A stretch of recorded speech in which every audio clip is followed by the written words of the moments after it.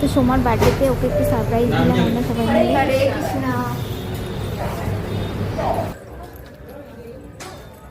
তো এদিকে আমি কেকটা সাজিয়ে নিলাম।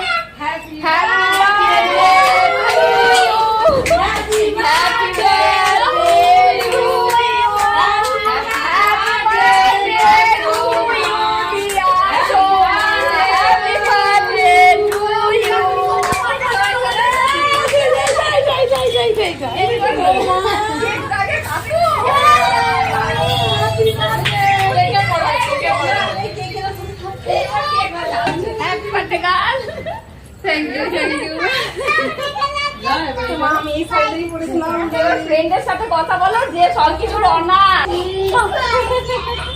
কোথায় তোকে দেখতে পাচ্ছি না তো পড়ে গেছে।